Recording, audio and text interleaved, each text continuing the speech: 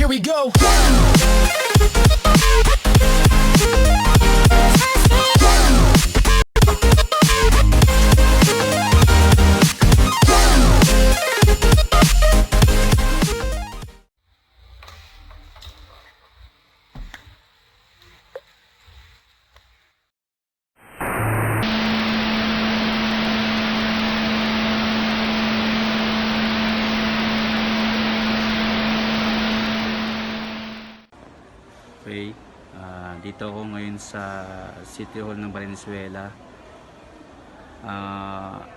Nahuli ako na may back ride.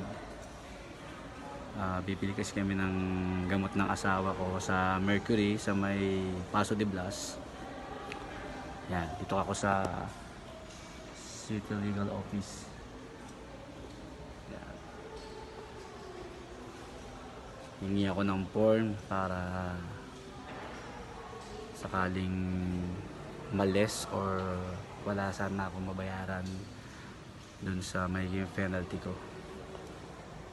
Okay, mga katusok, balik ako sa inyo mamaya kapag open na yung office nitong City Legal Office.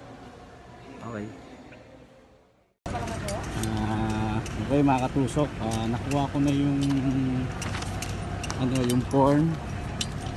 Yan, galing din sa City Legal Office. Pupunta na ako ngayon sa Pure Gold sa may TMO. Ayan na po siya. Update ko po kayo mamaya kung meron po ba akong babayaran sa aking penalty. Okay, mga katusok, nandito na po ako sa TMO sa may Valenzuela. Bali gilid po siya ng Pure Gold. Ito, ipapasa ko na po yung form na na-fill upan po kanina dun sa City Legal Office sa City Hall po mismo ng Valenzuela po. Okay, i-update ko po kayo mamaya kung ano po ang magiging penalty ko po dito after ko mapasa po itong form. Okay po. Dito ako ngayon sa TMO sa may Valenzuela. Nahuli ako ng may back ride sa Paso de Blas sa may Valenzuela. Bali, natikitan ako ngayon. Tapos pumunta ako sa City Hall ng ng Valenzuela. Sana wala akong bayaran na penalty. Ito, may kasama rin ako na huli ng may back ride, si Sir. Bali, punta ka rin sir sa City Hall, sa may bago dumating ng traffic light sa kanan, yung bagong City Hall. Anong katabi na po? Ngayon po dito po ako sa may Xerox machine.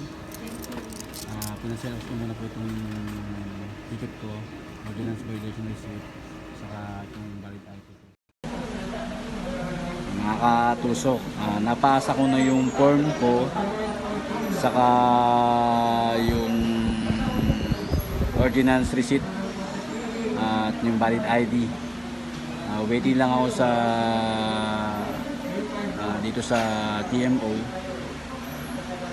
kung wala akong mabayaran ng penalty.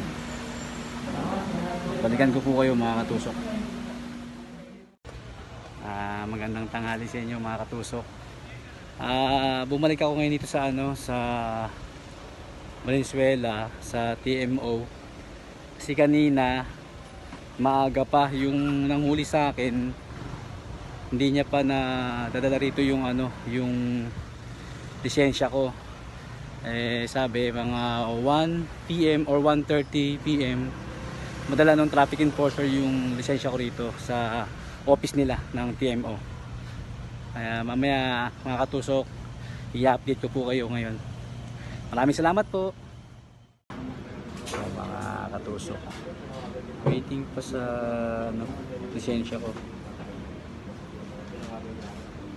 Dito na ako sa kuha ng lisensya. I-update ko po kayo.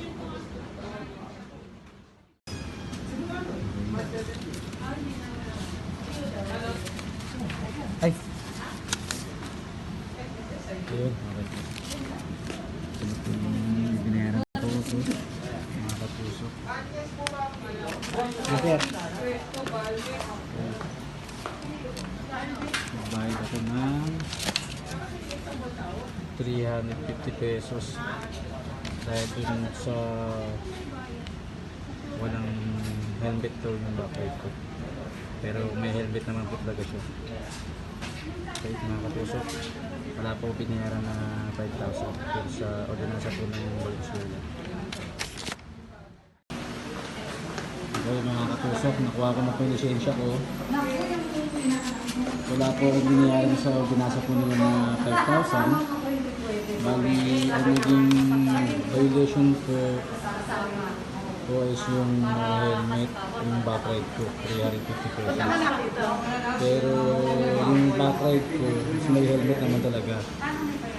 Naabutan lang ako ng traffic enforcer, natanggal na ng helmet ng asawa ko at nakababaan siya mismo sa Mercury Drive sa Paso, Diglas.